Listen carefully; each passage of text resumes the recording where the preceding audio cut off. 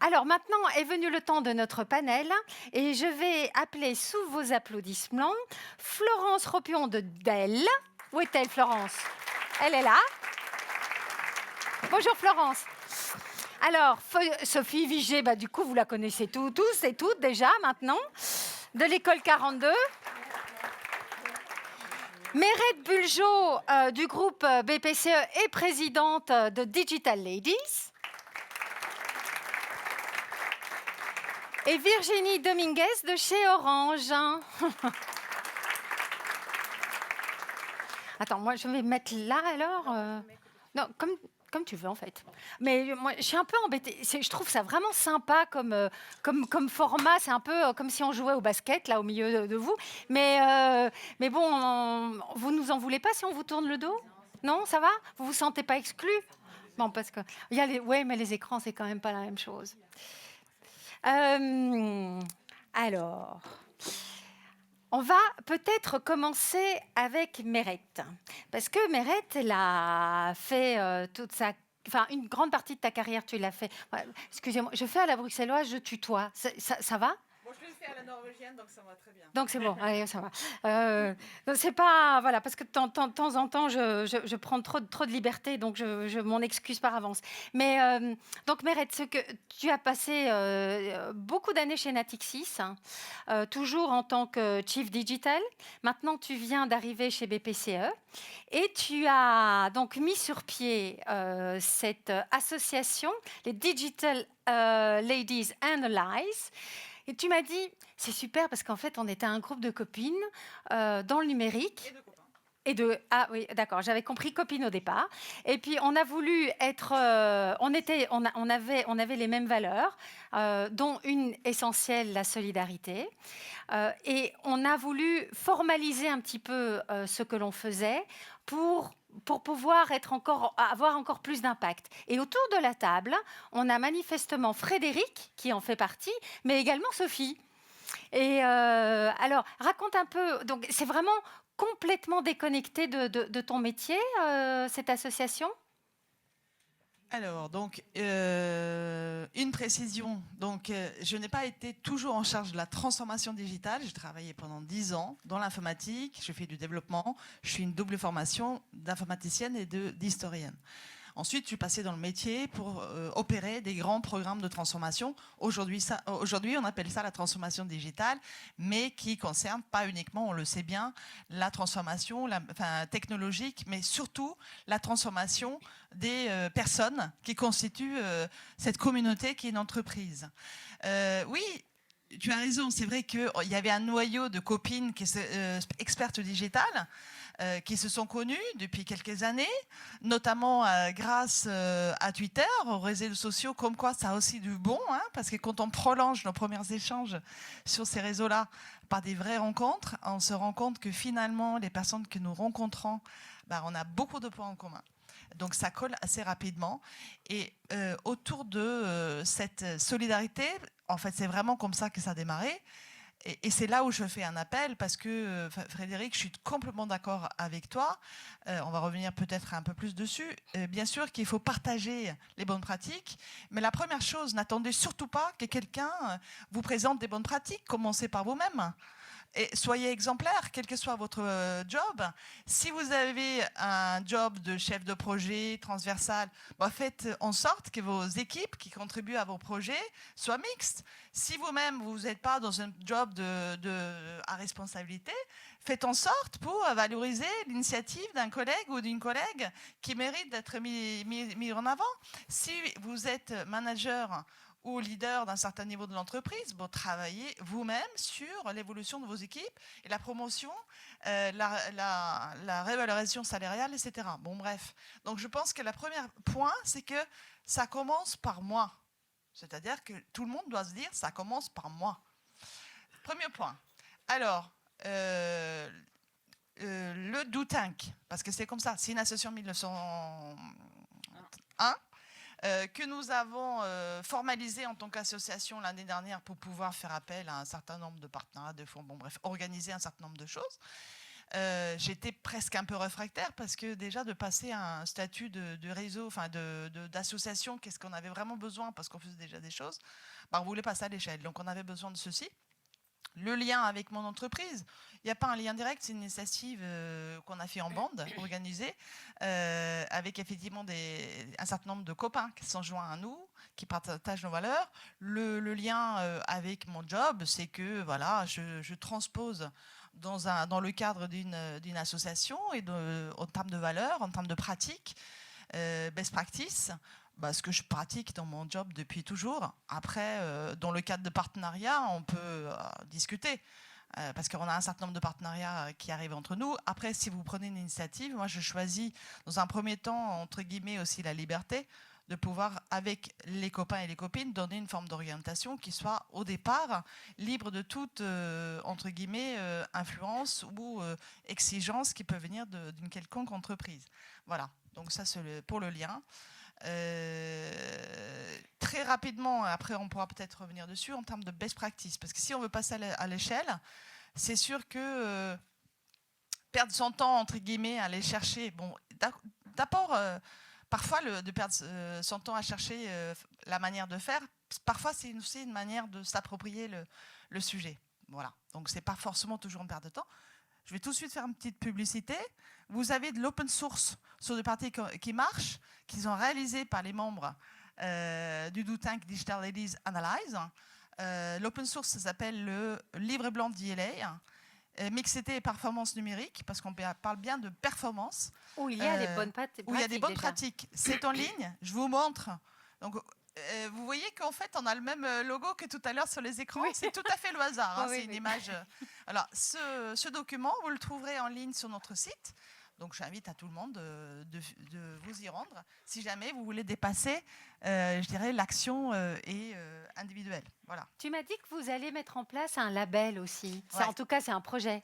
Un label pour les entreprises, du coup. Bah justement, on est complètement. Alors nous, c'est pas un label pour donner un tampon à quelqu'un, voilà, qui fait bien. C'est plutôt de dire que derrière, parce que prendre les meilleures propositions, parce qu'il y a les bonnes pratiques et les propositions d'action pour passer à l'échelle dans ce livre blanc qui a été diffusé à partir de mars de cette année.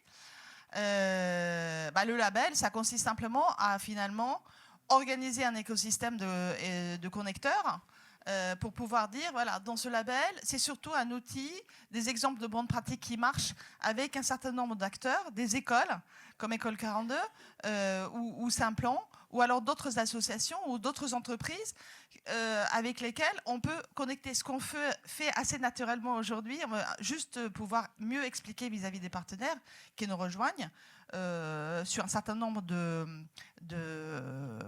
dimensions d'accélération. Il y a des acteurs aujourd'hui qui interviennent et qui peuvent vous aider à scaler, pour utiliser un terme, parce que c'est ça qu'il faut maintenant, c'est surtout passer à l'action et à avoir des évolutions concrètes. Je sais que nous devons former toute une génération à travers l'éducation, la formation. Maintenant, on ne peut pas attendre 10 ou 15 ans de voir les résultats dans les entreprises. Il faut tout de suite agir sur nous-mêmes, sur vous, sur les personnes qui sont déjà dans les entreprises et les personnes qui sont à recruter pour réussir cette transmutation digitale. Ça dépasse pour beaucoup. C'est une dimension de révolution industrielle, je dirais, à une échelle absolument incroyable en termes de rupture et de changement de paradigme. Merci beaucoup, Mérette. C'est très intéressant. Alors, tu m'as dit quelque chose que j'ai noté tel quel, parce que je trouve ça très puissant. Le pouvoir passe par la technologie. Tu veux dominer le monde ? C'est ça. Non, mais je pense qu'il faut parler de pouvoir aussi d'une manière complètement décomplexée. Parce que ça aussi, c'est un truc. Hein. Pouvoir, c'est un... Non, enfin, je veux prendre le pouvoir pour changer le monde, pour le rendre meilleur. Et même changer la vie tout de suite dans votre entreprise. Je pense qu'il y a des exemples comme Sophie et Fred, et certainement vous, que je connais, c'est un peu moins... voilà. Enfin, c'est des pratiques de prise de pouvoir. Enfin, c'est des exemples de prise de pouvoir pour apporter des choses qui nous semblent être un progrès pour la société. Toujours est-il que la société est technologique aujourd'hui, totalement. Elle va devenir de plus en plus. Donc, rester à l'écart de la technologie, en combinant avec d'autres compétences, parce que la mixité en général, enfin, en fait, la mixité, il faut s'appliquer à ça-même. La mixité, c'est la mixité de qui nous sommes aussi. Toutes les compétences que nous pouvons acquérir. Je pense que c'est très bon d'avoir une dimension technologique, c'est très important. Déjà, pour vous sentir à l'aise, quand vous avez à traiter un certain nombre de sujets, vous apporter un éclairage, ne pas vous laisser berner par un certain nombre de choses qui sont vendues aujourd'hui, voilà, sans forcément devenir des codeurs. C'est pas une obsession de devenir des codeurs. On sait qu'aujourd'hui, il y a un énorme besoin de codeurs dans les entreprises. Donc, ces initiatives, ils sont hyper importants pour former au codage. Pour d'autres personnes, c'est pas forcément de devenir un codeur, mais au moins comprendre de manière complètement décomplexée, de quoi on parle quand on parle d'un algorithme. Qu'est-ce que ça veut dire? Donc le pouvoir aujourd'hui va passer par l'acquisition aussi de compétences technologiques. Mais je te remercie de faire le lien parce que du coup, je vais passer la parole à Florence Ropion parce que autour de la table, on a une ingénieure, on a une geek et puis... Non, je peux pas dire ça? Si, si, si.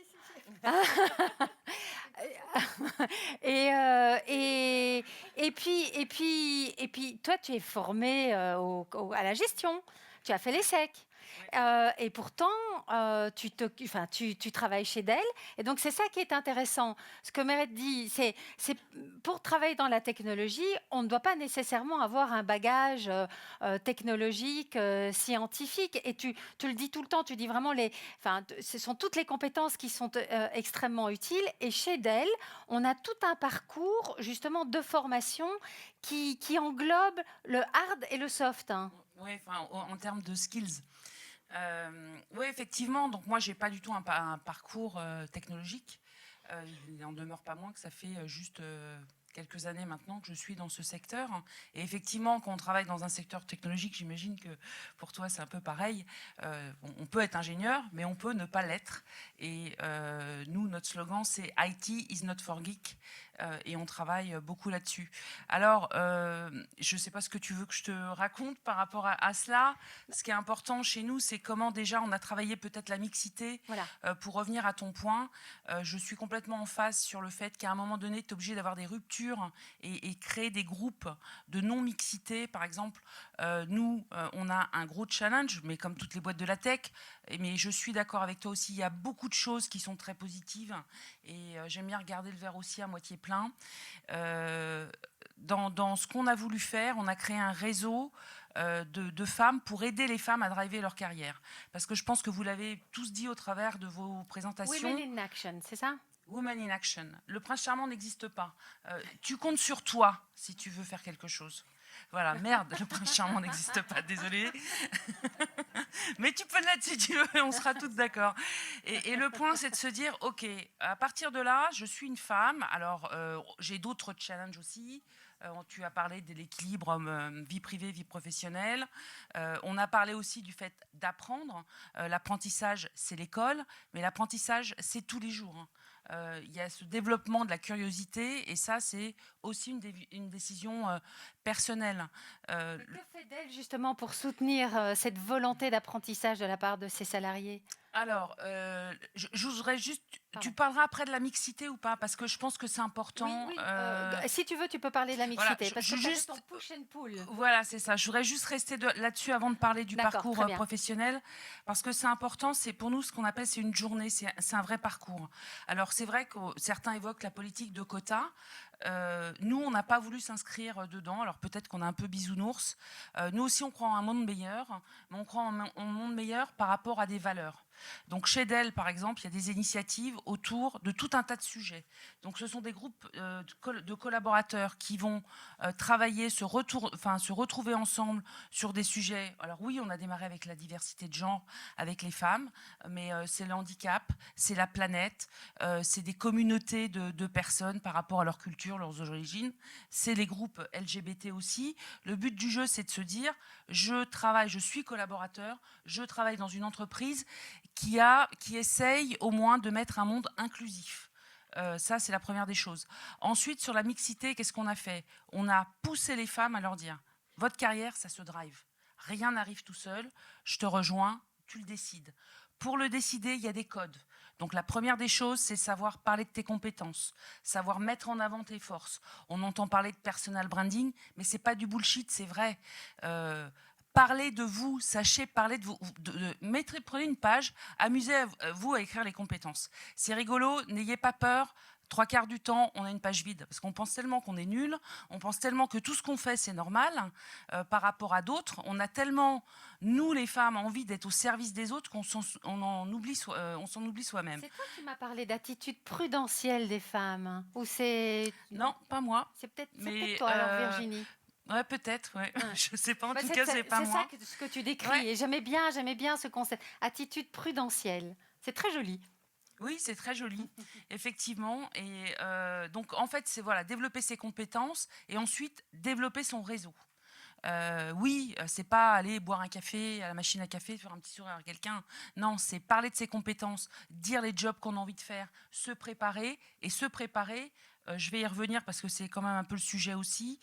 Et parallèlement à ça, on va travailler sur nos leaders qui sont aujourd'hui malheureusement trop masculin, mais c'est comme ça. On va travailler la transformation. On a aussi de belles réussites. Travailler sur les leaders masculins avec Catalyst. Et avec Marc, avec l'action Marc. Men Advocating a Real Change. Oui. Et le but du jeu, c'est de faire comprendre à nos leaders. Donc ce sont des sessions qui sont animées par des gens de l'interne. On ne fait pas venir des gens externes. Donc, ce sont des leaders internes. On reçoit un train for trainer et on va dispenser les messages sur la diversité, sur les biais, sur la perception, sur l'intérêt pour un leader, justement, de l'idée cette diversité et inclusion qui font partie des valeurs. Alors oui, on a des pourcentages à respecter, etc.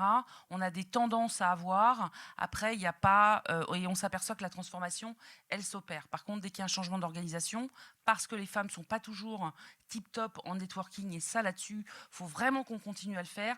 Quand il y a un changement d'organisation, des fois par trop d'absence, la femme, elle est dans son job, elle le fait super bien, mais elle ne va pas penser toujours à regarder ce réseau. Et ce réseau, quoi qu'il en soit, il faut toujours l'entretenir.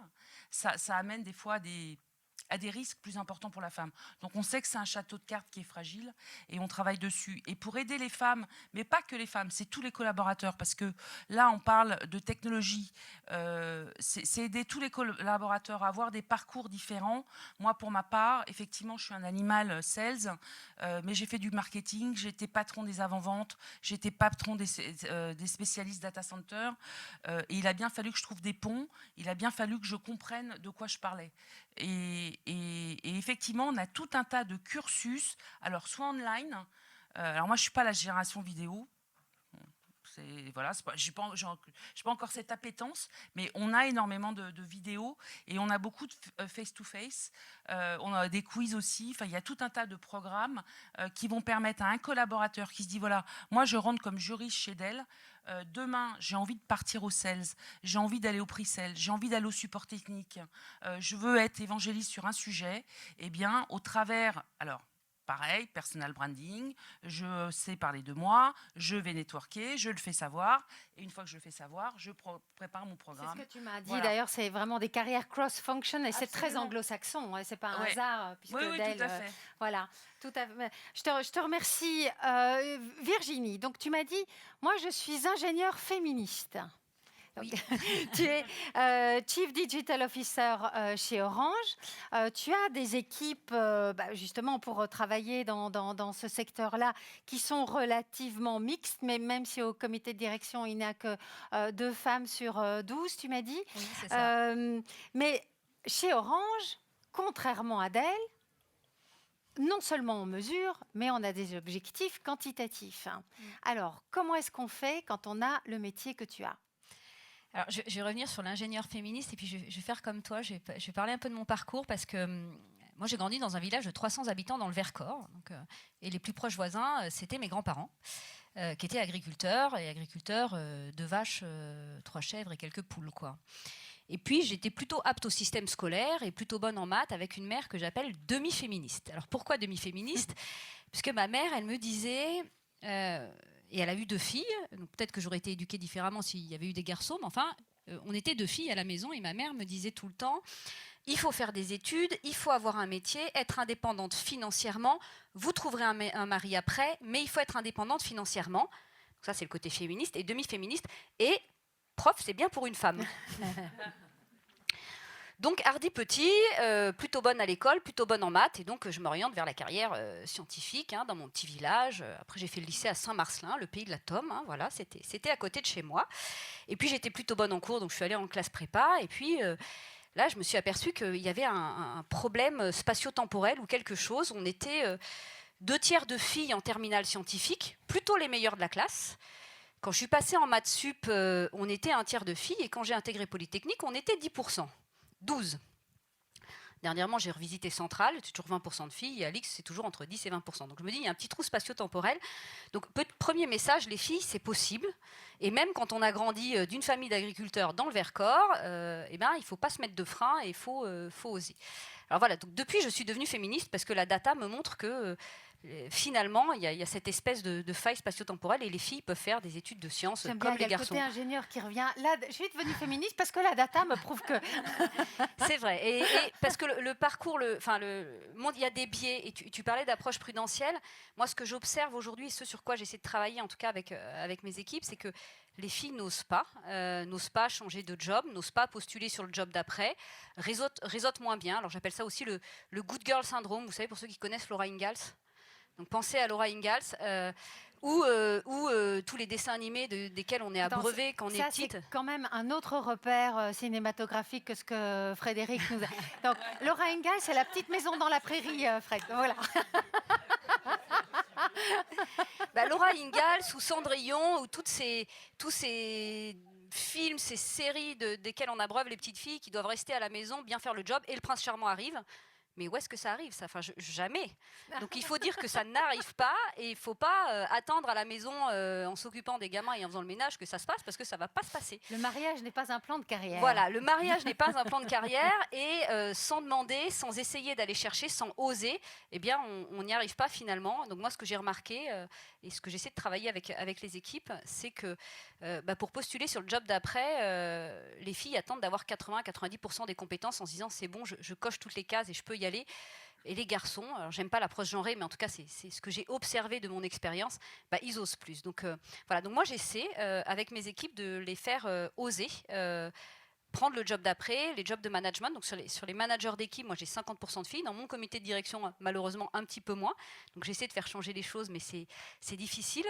Et au-delà de la tech, ce qui a beaucoup changé ces dernières années, il me semble, en tout cas, c'est les méthodologies de travail et les modes de fonctionnement dans les entreprises, où on est passé d'un travail séquentiel où les marketeurs pensent, le chef de projet récupère le projet, fait une belle expression de besoin et les envoie aux équipes techniques qui développent.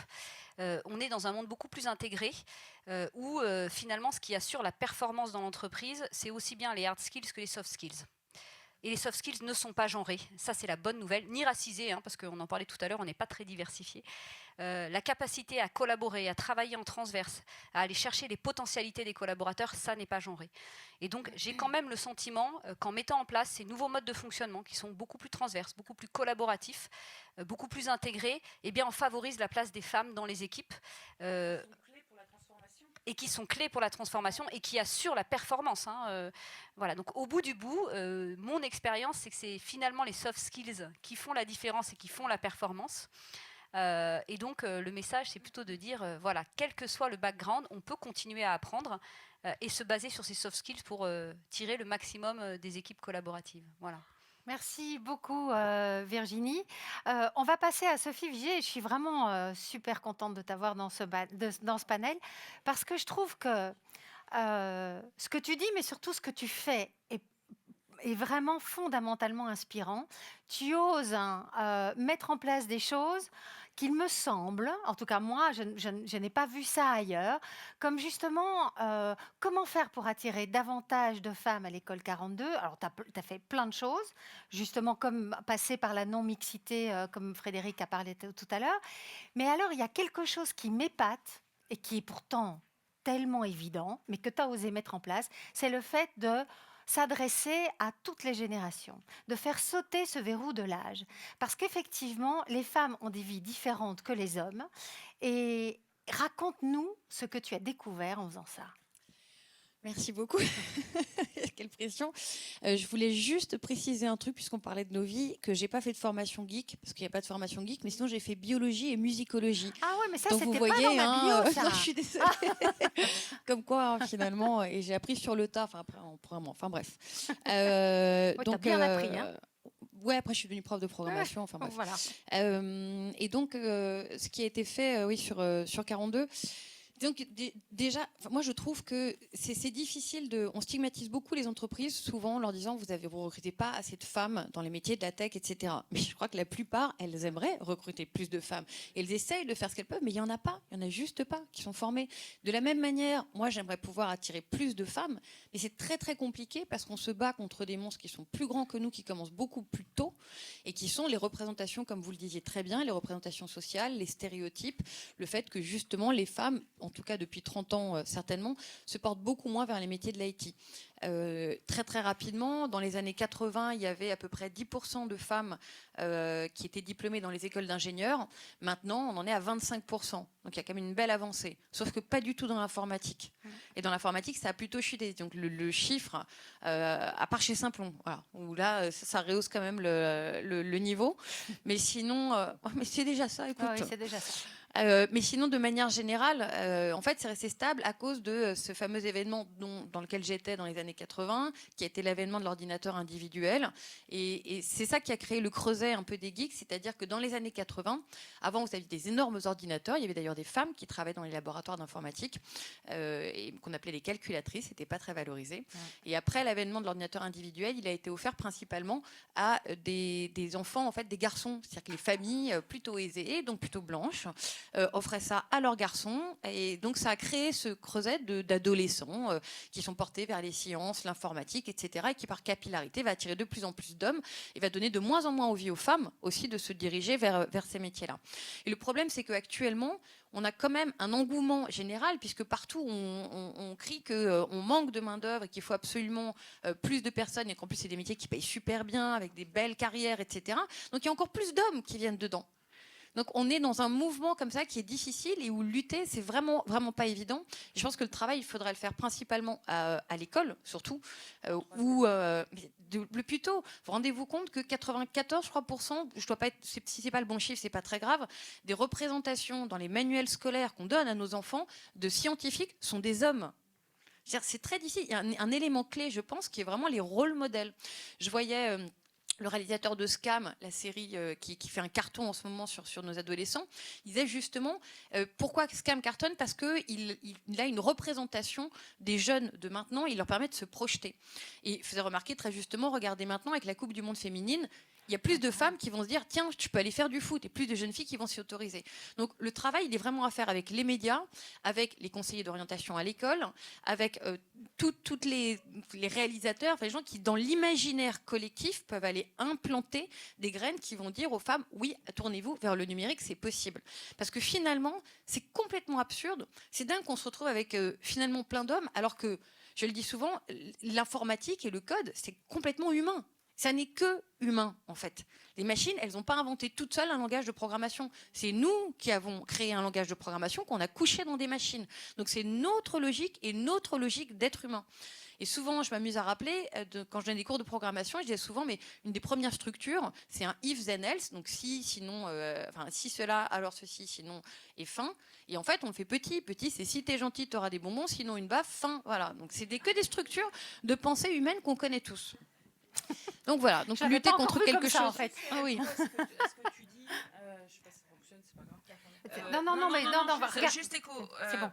Par rapport à ce que tu dis, par rapport aux technologies et par rapport à la responsabilité qu'on a tous, parce que là, on parle du digital, mais les nouvelles technologies comme l'intelligence artificielle vont apporter une double responsabilité pour les femmes. Parce que si les femmes, les jeunes femmes, si tout autant que vous êtes, vous messieurs et dames, qui avez des enfants, vous ne poussez pas aussi, on est tous responsables aussi de ce qu'il va apporter. Aujourd'hui, c'est ce que je te disais, vous tapez sur Google grand-mère, vous verrez les photos qui apparaissent. Ce sont que des grand-mères blanches et que vous soyez partout dans le monde. Alors demain, avec l'intelligence artificielle, si on veut un monde divers et inclusif, il ne faudra pas venir pleurer. c'est l'affaire de tout le monde. C'est l'affaire aussi des femmes. La transformation digitale, c'est une transformation. C'est, comme tu l'as souligné, aussi du travail collaboratif. C'est pas que des choses compliquées. C'est souvent de l'organisation. C'est des changements de consommation, des changements d'usage. C'est à notre portée. Donc, il faut y aller. Je vais quand même répondre à ta question aussi. Merci beaucoup. Je vais juste répondre à ta question quand même. Donc, on a mis énormément de choses en place à 42. Entre 2013 et 2018, on était passé de 7 à 15%. Moi, je suis arrivée en octobre 2018. En 6 mois, on est passé de 15 à 26%. Mais oui, mais c'était aussi... Dingue. Oui, mais après, parce que moi, c'est un combat que je porte aussi et qui m'intéresse. Et quand vous mettez à la tête d'une structure quelqu'un qui... Mais Sophie, ça veut tout dire, en fait. Ouais, ça veut dire qu'on peut faire des choses. Et ça veut dire que Frédéric... Ouais, ça veut dire que quand on veut et qu'on a les manettes, on peut. Non, mais c'est ça. Quand Frédéric dit il faut rendre la non-mixité interdite, tu prouves par ce que tu as fait que c'est possible. Si on veut, on peut. Oui, mais c'est pas si simple que ça. Si on veut, on peut améliorer. Mais néanmoins, même quand j'ai mis des quotas en disant maintenant il y a 50% des places qui sont réservées dans ce qu'on appelle les check-ins, c'est-à-dire les informations collectives pour les femmes, j'ai jamais eu 50% de femmes. J'en ai pas qui arrivent en fait. Il faut aller les chercher par tous les moyens, arriver à les convaincre. Juste pour quand même répondre à ta question, et si vous voulez plus tard, je vous donnerai la liste de toutes les actions qui ont été menées, qui est quand même assez longue. Mais en tout cas, en effet, un des leviers, étonnamment, a été de faire lever la limite d'âge. Et c'est ce qu'on subodorait, évidemment. En fait, comme les femmes, pour elles, l'informatique, c'est pas du tout la voie royale, elles se portent pas du tout vers ça, surtout dans les 30 dernières années, et que c'était particulièrement des hommes. En revanche, elles y arrivent un peu plus tard. C'est-à-dire que vers 30 ans, alors certains me disent c'est parce qu'elles ont eu leurs enfants, etc. Bon, peut-être. Moi, je pense que c'est surtout parce qu'elles n'ont pas été au contact et sensibilisées, et que quand elles tombent là-dessus, elles se rendent compte à quel point c'est une opportunité. Ou parfois, elles sont porteuses de projets et elles veulent se lancer dans leur projet. Donc, finalement, en faisant sauter la limite d'âge, on a constaté quelque chose d'étonnant, c'est que sur la tranche 30-40, j'avais 60 à 70% de femmes qui candidataient. C'est-à-dire beaucoup plus de femmes, puisque les hommes se sont dirigés plus naturellement vers ces voies-là. La reconversion des femmes. Ouais. Mais la reconversion de tout le monde, pas que les femmes, mais de tout le monde. C'est sûr, c'est évident. Mais pour attirer un public différent, il faut prendre en compte cette deuxième carrière, cette reconversion. Tout à fait. Mais je crois qu'il faut aussi lever le voile. Parce que je vois, on avait mené des actions avec Pôle emploi. J'ai eu 350 femmes dans les clusters. Et je vois que quand on leur explique... Alors après, il y a une particularité aussi. C'est que bien qu'il y ait une période de 4 semaines très, très intense, il faut le reconnaître, c'est quand même difficile, les 4 semaines, à consacrer entièrement. C'est pas qu'elles soient des filles, mais il faut consacrer entièrement 4 semaines à la sélection, c'est-à-dire à la piscine, c'est une épreuve de 4 semaines intense. Mais ensuite, après, l'école elle est ouverte 24 heures sur 24, 7 jours sur 7. Vous pouvez y aller quand vous voulez, vous organisez votre scolarité comme vous voulez. Pour arriver au niveau du premier stage, quelqu'un qui est très doué peut mettre 5 mois, quelqu'un de normal va mettre, moyen va mettre 8 mois, quelqu'un qui a des enfants ou qui est moins doué, ou qui a des parents dont s'occuper, ou autre chose, peut mettre jusqu'à 1 an et demi. Et pour faire tout le parcours, c'est entre 1 an et demi et 6 ans. Parce que, en fait, vous allez à votre vitesse. Et le fait que ça s'adapte, ça arrange beaucoup aussi les femmes. Et le fait aussi que la pédagogie soit basée sur, il n'y a pas de prof, c'est beaucoup de la communication, de la collaboration, on travaille ensemble, on avance ensemble. Et quand après tu leur montres les salaires qu'il y a, les possibilités qu'il y a, le pouvoir que ça te donne, je veux dire, ça te rend autonome. T'es dev, tu lances ce que tu veux, quoi. T'es graphiste, c'est plus compliqué. Est-ce que Beryl Bess est dans l'Assemblée ? Elle est dans parce que justement elle aide, elle fait du crowdfunding justement pour les projets de femmes, etc. Et quand elle a lancé ça, je lui ai dit mais est-ce que tu sais coder, est-ce que tu sais être totalement autonome pour pouvoir gérer ta plateforme? Elle me dit mais ça on m'en a jamais parlé et effectivement j'ai beaucoup de problèmes parce que je ne suis pas autonome là-dessus. Et tu as raison, je vais me former à ça. Voilà. Je pense que c'est un aspect fondamental. L'idée préconçue qu'ont les femmes qu'elles ne vont pas être bonnes là-dedans. Et là-dessus, Frédéric a hyper raison. Cette idée, en fait, de les rassurer avant de les envoyer dans le grand bain, c'est hyper bien, en fait. Parce que, vous voyez, par exemple, sur la piscine de février, on avait 26% de femmes, on n'a gardé que 21%. Je veux dire, si on avait voulu faire péter les scores, on aurait fait en sorte d'en garder 30, par exemple. Donc ça veut dire déjà, et d'une, on ne transige pas sur la qualité de la sélection, mais de deux, c'est pas normal que ce soit pas resté stable. Pourquoi on en perd? Et on en perd parce qu'en fait, quand elles débarquent dans la piscine, elles ont l'idée qu'elles sont moins bonnes que les mecs. Parce qu'elles sont moins bonnes en logique, parce qu'elles sont moins bonnes en maths, parce que la société leur a mis ce genre d'idées préconçues dans la tête. Et que donc, dès qu'elles ont un échec devant elles font « Ah bah ouais, je suis nulle, de toute façon, je le savais déjà. » Et hop, c'est la fin. Donc c'est pour ça que c'est vachement bien d'avoir des formations avant pour leur rappeler que non, elles sont bonnes, de savoir qu'est-ce que c'est que les problématiques de genre, qu'est-ce que c'est que l'effet golem, qu'est-ce que ça induit sur ta formation et sur ta capacité à apprendre. Et donc voilà. Moi, je passerai encore 1 heure à leur poser des questions, mais je vais peut-être vous donner la parole. On a les micros qui se baladent quelque part. Venez plus, de façon plus proche. Qui va oser poser la première question? Yes. Ah, tu la connais alors, c'est ça? Bonjour, je suis Véronique Arsanti, je travaille chez Orange. C'est pas une question, c'est une remarque. Fred, je t'entends penser. J'ai plusieurs points sur ce que vous avez dit et que je trouve super intéressant, mais il y a plusieurs choses. Moi, à titre personnel, je donne des cours de personal branding à l'ESCP. Et effectivement, je pense qu'on n'est pas bon. Alors moi, je le fais à l'école. Je pense qu'il faudrait qu'on le fasse dans les entreprises. Et ça faisait partie des choses que je voulais proposer à Delphine, qu'il faut qu'on monte au sein de l'entreprise ce type de choses. Et j'ai déjà le module, je te l'offre volontiers. Donc ça, c'est le premier point. Et alors, j'ai essayé de faire ça à l'X. J'ai eu moins de succès, pour être honnête. Parce qu'en effet, là aussi, je me suis trouvée devant la promo sortante de cette année-là. Il y avait 80 personnes, 8 nanas, 90 mecs, enfin 70 mecs, 72. Pardon. Non, mais c'était fascinant, quoi. Donc, effectivement, ça, c'est dommage. Et j'ai pas réussi à les attirer vers ça. Donc, je pense qu'il y a quelque chose autour, en effet, de ce qu'on rentre dans la tête des petits garçons et des petites filles à un moment donné. Et du coup, si on l'a pas fait avant et l'école ne le fait pas forcément, je pense que nous, dans les entreprises, il faut vraiment qu'on y aille. Et on a vraiment ce sujet-là. Après, moi, alors j'ai dirigé le recrutement du groupe pendant très longtemps. J'en ai un peu marre du côté ah non, il faut être technique pour aller faire de la tech. Moi, je suis dirigeante depuis très longtemps d'entités super techniques. J'ai une maîtrise de Sciences Éco et un DESS de commerce international.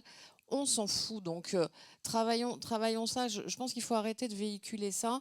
Et le côté, ce côté-là, stop, quoi. Je voudrais vraiment qu'on arrive à faire passer ces messages-là.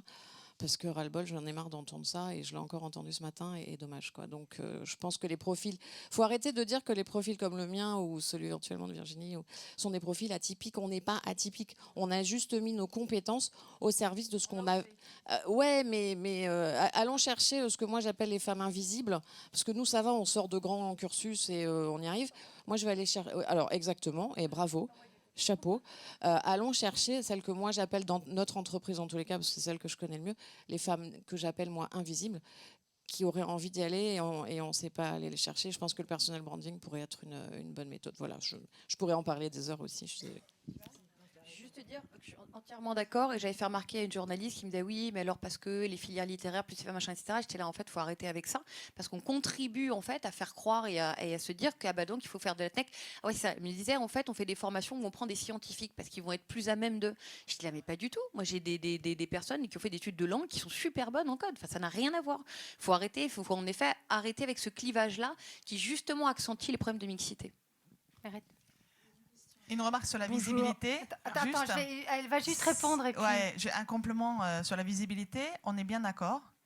D'ailleurs, c'est l'objet même du Do Tank, hein, c'est accroître le nombre et la visibilité des femmes dans la tech et plus généralement la diversité et l'inclusion dans la tech. Et là aussi, j'avais envie de donner un exemple parce que les grands principes, c'est super. Ce qu'on fait concrètement en tant que personne, homme ou femme, c'est encore mieux. Donc, je donne un exemple très concret qui date de la semaine dernière. On me sollicite souvent pour intervenir sur mon domaine d'expertise à des forums, à des conférences sur la tech. Quel est ma première réflexe? Je regarde la liste des speakers avant de répondre. Et donc, je réponds généralement oui, parce que ça fait aussi partie d'un acte militant de répondre oui. Et je dis... Bah là, par contre, pas beaucoup de femmes dans les speakers. Alors moi, j'ai vu que, par exemple, vous avez une thématique, c'est un exemple concret, hein, sur la cybersécurité. Il n'y a que des hommes, là, sur votre table. Voilà, donc là, ah oui, effectivement. Et là, en fait, effectivement, enfin, ils se rendent compte, tout à fait, et ils n'ont pas du tout envie de photoshopper la photo derrière. Bah oui, mais en fait, on n'a pas trouvé. En gros, c'est ça. Et tu leur proposes des noms. Et là, on propose des noms. Et on a fait ça en 24 heures. On leur a trouvé la personne, la femme, experte en cybersécurité, la femme, parce qu'il n'y avait que des hommes. Voilà. Donc ça, c'est la visibilité, ça fait partie intégrante de votre propre acte militant, de vous rendre, vous, visible. Et aussi, ce qu'on dit en anglais, pay forward, c'est-à-dire que quand on parle de réseauter, non mais réseauter, c'est pour faire quelque chose. C'est pas juste pour accroître vos nombres de connaissances. C'est aussi qu'est-ce que vous-même pouvez apporter à une communauté. Bonjour, je suis Christelle Randal, je suis chef de projet de transformation digitale chez Total. Je voulais vous remercier déjà pour votre intervention. J'ai moins une question, mais plutôt un commentaire. Je vous ai entendu, je partage un peu vos différents points de vue. Pour aller plus loin, je pense que c'est un petit peu dangereux de rester sur le mot diversité et qu'il faut plus parler d'inclusion. Quand j'entends certains témoignages, je pense que c'est un peu une erreur de se dire, voilà, tant de pourcentage de femmes, il faut encore faire ci, faire ça. Je suis plus réceptive, par exemple, à une enquête, que j'ai lue il y a peu, qui disait que pour réussir la transformation digitale, il faut tabuler sur 3 choses, l'intrapreneuriat, le hackathon et le serious games. Et par exemple, moi je suis ici et je m'attends plus à avoir des commentaires expliquant voilà, où on en est par rapport à ces sujets-là et justement quelle est la part en fait d'inclusion observée sur ces aspects-là.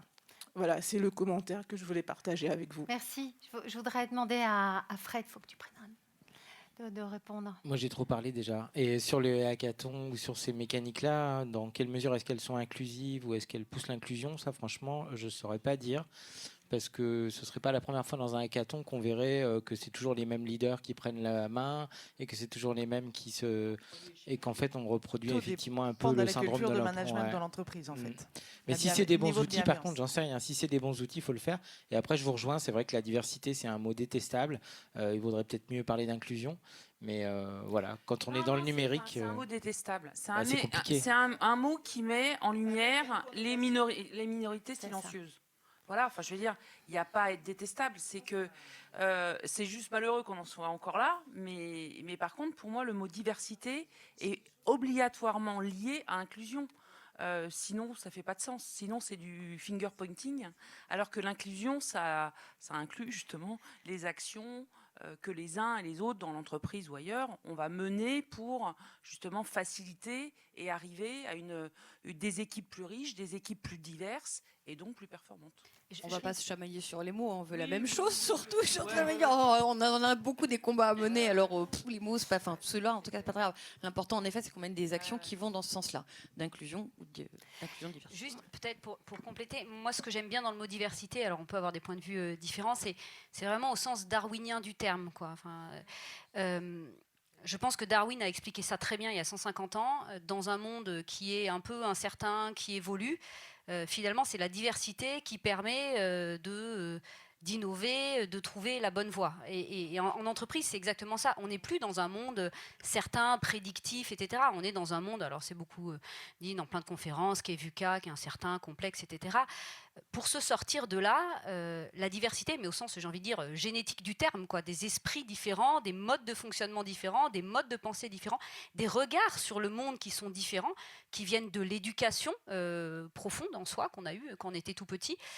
Et ben ça, moi je trouve que c'est assez fascinant et en tout cas moi à titre personnel, c'est ce qui me fait grandir dans mes équipes quand j'ai des gens qui pensent pas comme moi, qui n'ont pas été éduqués comme moi et qui voient pas la vie comme moi et qui me montrent autre chose. Donc c'est plutôt dans ce sens-là, moi, la diversité, vraiment au sens biologique et darwinien du terme. Je pense que c'est ça qui nous permettra de continuer à évoluer, en fait, dans ce monde qui est malheureusement assez imprédictible. Moi, ce que j'aime dans le mot diversité, c'est que ça mesure.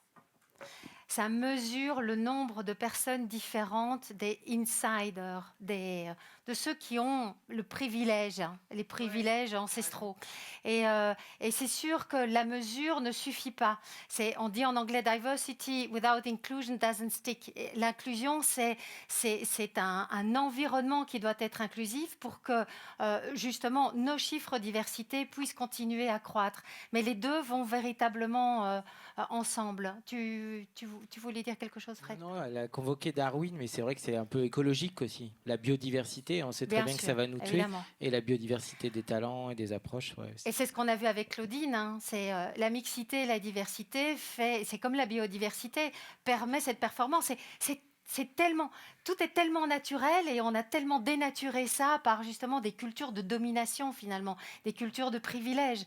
Ouais. Et c'est ça qu'on essaye de déconstruire tous ensemble. Une dernière question? Il y a quelqu'un, oui, qui a déjà le micro manifestement. Bonjour, Mélisande Cassin, gérante de la société Holdin. Donc actuellement, de la société, excusez-moi. Holdin. Donc, qui est basé à Amiens. Et aujourd'hui, j'interviens dans un programme européen qui s'appelle Pontoon, qui consiste à la montée en compétences numériques de femmes éloignées de l'emploi. Donc, j'interviens au quotidien avec des femmes qui sont très éloignées du numérique et généralement, le public est très mixte. Ce que je constate au quotidien, c'est qu'en fait, il y a une méconnaissance des métiers du numérique qui sont extrêmement opaques. Aujourd'hui, on parle de développeurs, de data analystes, mais pour le commun des mortels, et notamment ces femmes qui ont suivi des cursus scolaires où on ne leur parle pas du tout d'informatique, ça ne veut rien dire. Et je pense que mes hommes et femmes sont concernés par ce sujet. Et je pense que rien qu'en travaillant sur les définitions des métiers et de la communication autour des opportunités que ces métiers offrent, on s'ouvrirait et on ouvrirait la porte à beaucoup de monde. 2000% d'accord, et je vous déprimais encore plus. C'est encore pire parce que même les formations qui conduisent au métier ne sont pas connues des publics qu'on vise. Et en plus, les gens ne se sentent pas légitimes, ils ne savent même pas que c'est gratuit, etc. Donc c'est une cata. Donc il y a un gros effort de communication. Et là encore, cette communication-là, ce n'est pas 42 qui va la faire et qui va la gagner. Ce n'est pas Simplon, c'est toutes les écoles ensemble, tous les conseillers d'orientation, le ministère du Travail, etc. Mais il y a un gros boulot à faire, vous avez raison. Après, nous, dans la conception de nos programmes de formation, en fait, on a pour mission de constituer une boîte à outils, donc partagée entre la France et l'Angleterre, parce que les constats sont à peu près les mêmes sur les territoires. En fait, on se rend compte qu'on a du mal à trouver des contenus qui présentent des métiers innovants, ou en tout cas où il y a des métiers en tension. Donc en fait, on ne sait même pas nous comment. On crée nos propres ressources, mais souvent c'est un petit peu, c'est low cost, quoi. C'est pas joli, les témoignages sont pas hyper pro, c'est des petites boîtes. Voilà, vous connaissez Social Builder ? Non. Mettez-vous en contact avec Social Builder, parce que nous, je crois qu'on travaille un peu tous avec eux, et ils sont en train de constituer une sorte de Hadabot, un bot sur lequel tu peux retrouver toutes les formations, des témoignages, des vidéos, des explications, etc. Ils sont en train de le faire, parce qu'on est en train de les alimenter justement, pour essayer justement d'aider dans ce sens-là. Donc voilà, si ça peut vous aider. Merci beaucoup. Je vous en prie. Et aussi, en complément, pensez aussi à rajouter à ces notions de formation, de l'observation sur le terrain. C'est une action que nous soutenons beaucoup au niveau de Digital Ladies Analyze, avec le monde associatif qui sont spécialisés là-dessus, notamment par exemple une association qui s'appelle Viens voir mon taf, qui facilite en fait l'accès à des stages d'observation aux jeunes de 3e au sein des entreprises et dans les secteurs. Là, nous, l'axe que nous travaillons plus particulièrement avec cette association, c'est développer encore l'accès justement aux services informatiques, aux services, pour que des jeunes filles et des jeunes garçons puissent voir sur le terrain, rencontrer des gens qui travaillent sur ces métiers et de voir concrètement de quoi il s'agit. J'ai une participante qui a une burning question. Tu peux faire super court. Vas-y. Très court, j'ai deux choses à dire. Il existe une action qui a pour ambition de montrer aux femmes quels sont les divers métiers dans leur reconversion professionnelle. Ça s'appelle, merci, le Salon de la reconversion professionnelle des femmes, Profession L, qui se déploie un peu partout en France et qui va bientôt s'internationaliser au Luxembourg. Donc voilà, on est très contente. Donc faire connaître les métiers du numérique, c'est une de nos actions. Et c'est super important que les entreprises et les structures qui accompagnent les femmes dans cette reconversion vers les métiers du numérique puissent être présentes sur ces salons, parce qu'on reçoit énormément de femmes qui peuvent être bénéficiaires de ça. Deuxième chose, je vais être assez radicale aussi, parce que moi aussi j'aime bien ça. Je suis fondatrice de l'agence Unique en son genre, et je vous propose de vous interroger sur le vocabulaire que vous avez utilisé tout au long de votre intervention, et merci pour tout ce que vous avez dit, et en quoi le fait d'utiliser uniquement le masculin pour décrire le conseiller Pôle emploi, le formateur, l'accompagnateur, le développeur, tout ça, ça participe à l'invisibilisation ou à la difficulté d'identification des femmes vers ces métiers-là du numérique, et comment on peut faire demain pour changer ce vocabulaire et inclure ou ouvrir, plus, parce que je préfère l'ouverture à l'inclusion, mais ouvrir le langage vers plus d'équilibre entre féminin et masculin. Bravo, ouais. Juste un truc. Oui, vas-y, Brett. L'écriture inclusive est complètement généralisée à Saint-Plon. À l'oral, on ne la pratique pas. Et par contre, à l'écrit, quand on rend des appels d'offres pour des demandes de subventions, parfois on est retoqué par les administrations parce qu'on utilise l'écriture inclusive. Ouais. Et je pense notamment au Conseil régional d'Île-de-France, où le groupe Rassemblement National, pour ne pas le citer, a demandé à ce qu'on n'ait pas une subvention sous prétexte qu'on utilisait ce langage barbare. Mais c'est vrai qu'à l'oral, je n'utilise pas, donc vous avez raison. Il y a d'autres méthodes, je suis très content de les apprendre. Et nous, chez Jump, qui travaillons au niveau européen, je peux vous dire, comme j'ai dit ce matin, que bravo à la France avec la loi sur les quotas, qui est vraiment le best in class au niveau mondial sur la femme dans les conseils d'administration. Cette thématique au niveau du langage inclusif n'existe qu'ici. Et je trouve que c'est extrêmement puissant. Mais quand on en parle pour les autres langues qui ont exactement les mêmes problèmes, on paraît des extraterrestres. Donc, mille merci en tout cas pour cette intervention. Mais sache que vraiment, vous êtes extrêmement en avance en France sur ce sujet-là. Donc, continuez à montrer le bon chemin. Merci mille fois à tous les membres du panel. C'est toujours frustrant, mais merci.